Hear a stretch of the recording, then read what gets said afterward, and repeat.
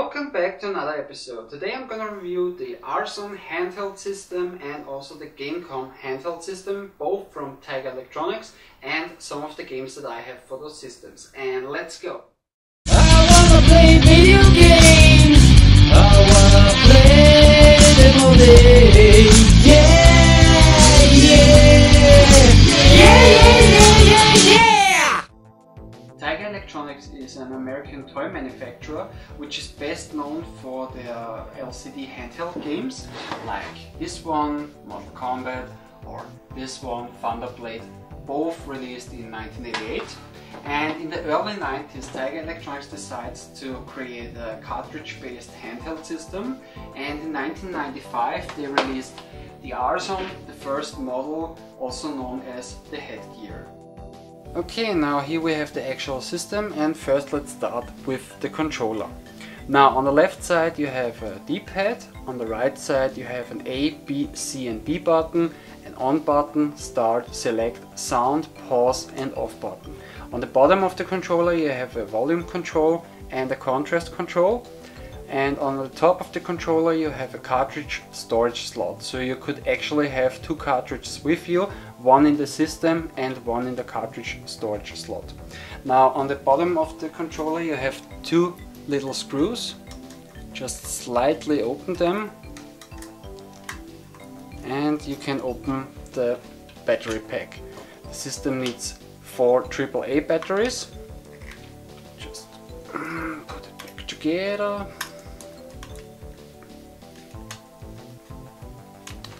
Okay, and now we come to the headpiece, because you would actually have to wear this system on your head. Now you have your headband, on the side you have a little speaker, on the top over here you have the cartridge slot. And this is how the game cartridges look like for the system. This is Batman Forever, and you see a see-through plastic over here, and this is actually a mini LCD screen. So actually the game happens inside this screen, and the system has a little projector unit, and this projects the gameplay of the cartridge to this plastic see-through visor, and it almost works exactly like a teleprompter, so the gameplay would be projected onto the visor and you could only see the gameplay on the inside of the visor and not on the outside. So let's put in the game, and as you can see, the graphics, or better let's say the gameplay, happens inside the cartridge actually. Okay, now let's take a look on how it looks like when you have the system on, and after that I will show you some actual gameplay of this system. So basically this is how you look like while wearing the Arzon, or better let's say while playing the Arzon. And this is how the Arzon sounds like. So the Arzon looks weird, you look weird while playing the Arzon, and yeah, also the gameplay. Everything is weird.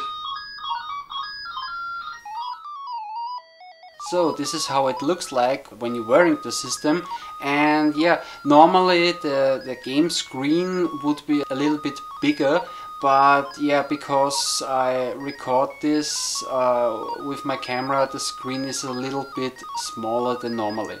And as you can see, the graphics are only in red, and yeah, the gameplay is exactly like the normal Tiger LCD handheld games. You can punch forward, you can punch backward, you can kick only forward, and you can walk only forward, and you can jump. This is basically the whole game.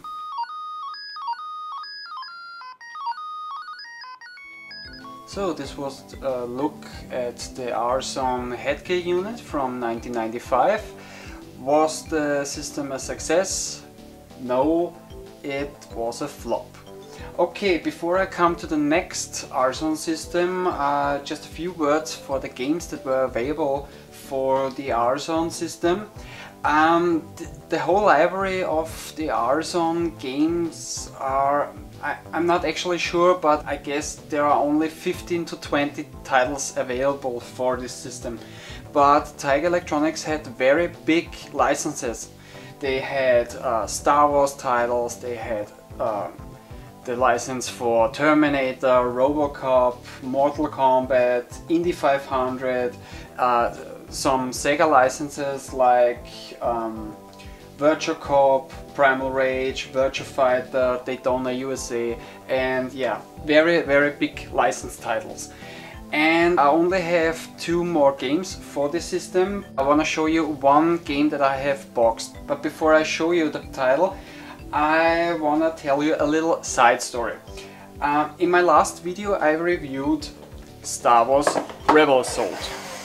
This game came out in 1993, and yeah, what I didn't mention in this video was that in the same year, in 1993, LucasArts also released the X-Wing Space Flight Simulator. Awesome game. Now this edition, this came out in 1994 because it's the CD-ROM edition. Okay, but after Star Wars Rebel Assault was released, there were actually some rumors that LucasArts is working on a sequel of Rebel Assault, and the sequel should be called Imperial Assault. And in this game you're playing a young pilot who joins the Galactic Empire and fights against the Rebel Alliance. Okay, so much for that. Now, in 1995, LucasArts released Star Wars Rebel Assault 2. So the rumors were false because the second Rebel Assault title was called The Hidden Empire and wasn't called the Imperial Assault and didn't have anything to do with a young pilot who flies for the Galactic Empire. But in 1994, LucasArts released the TIE Fighter Flight Simulator. Now this version, because this came out in 1995, also because it's the CD-ROM edition. But Star Wars TIE Fighter was released in 1994. So it could be right that the rumors were actually true, and during the development of a sequel, LucasArts decided that they wanna use this story for the TIE Fighter game instead of the Rebel Assault game. So in the end, Star Wars Imperial Assault never reached the market or never reached the developing status, let's call it like that. But what did I found for the Tiger R-Zone? Star Wars Imperial Assault, the game that never should have existed. And yeah, I don't know if it's good or not. I not even tested this game, but it looks like it's got the seal of quality by Darth Vader. So yeah, I guess we're gonna find out how good this game is, or yeah, if it's garbage. Okay, now to the next system. In 1996, Tiger Electronics released this big system, the R-Zone Super Screen. And this thing is huge. This is not a handheld system anymore, this is a tabletop. And just for comparison, I put my PSP on the side so you can, yeah, guess how big this system really is. I mean, it's huge. Okay, now from the button design, it's almost the same like the R-Zone headgear unit. You have your on, start, select, sound, pause, off, A, B, C and D. You don't have a D-pad anymore, instead you have 4 direction buttons. On the left side you have the volume control, on the right side you have the contrast control. On the back of the system you have the speaker and a port for the AC adapter, and, or better say on the back here, you have a focus knob, here's the cartridge slot, and here you have 2 screws. Just open this up. The system needs 4 D batteries, the big ones, and in here you have a little lamp. This is for the projection unit, and yeah, you could actually change the lamp if it breaks. Okay, but let's close this back and screw the screws back in. And with this system, or at least in my case, there was also something else for the system. This came with the system, and this is like a slide, because this is the background for the game. And which game do I have here? Yeah, Battle Arena Toshinden, another bigger license title, let's call it like this. Okay, let's just put this all together. Okay, and it even gets bigger because you have to open this up. Now it's even bigger than before. Okay, now just turn off the light. Guess this is a little bit better. And let's play some Battle Arena Toshinden. Normally, most of the games only use 2 buttons, mostly. Okay, but let's start. Okay, now you can select one of the fighters. Oh, let's take this guy.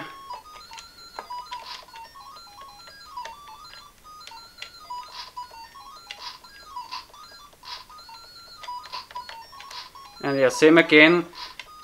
It's very basic, like the old LCD games. And yeah, as you can see, another difference about this system is that the graphics are not in red, they are black now.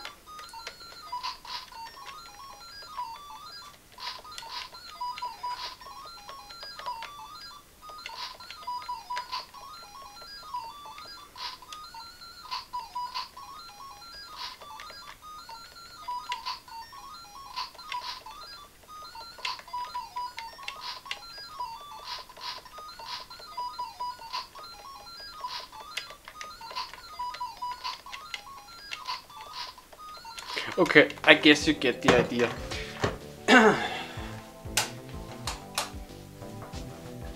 Now, I can't say that this is really a great system, but yeah, for some kind of reason, I really I like this system, because yeah, it must have something to do because I like tabletop LCD or LED games.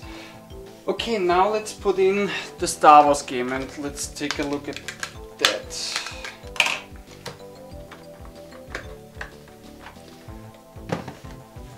And this time we don't use the slide for the background. Wow. Hope you can see that.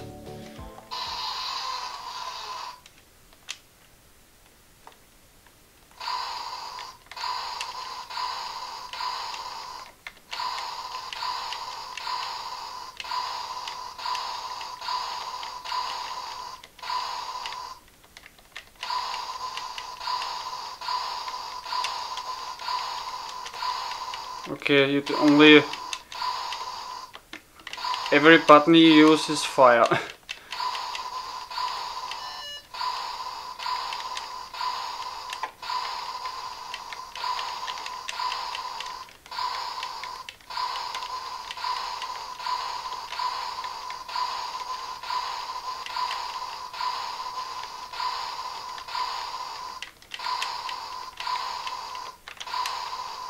Okay, now this was Star Wars Imperial Assault. Yeah, not really that great, but okay for an LCD game, yeah. What did I expect? Okay, now this was the Tiger Arson Super Screen. Was this handheld system a success? No, it also flopped. Okay, in 1997 they released the last model of the Tiger Arson, and it was called XPG. XPG stands for Extreme Pocket Game, and this was actually a handheld, and from the design it reminds me mostly of the Sega Game Gear, and it also it doesn't have a screen, but on the back of the system you have a little mirror that you could open up, and the projection unit projects the gameplay onto the mirror, and yeah, you basically look in the mirror and see the gameplay. And yeah, also the XPG flopped, so the whole Arson series flopped.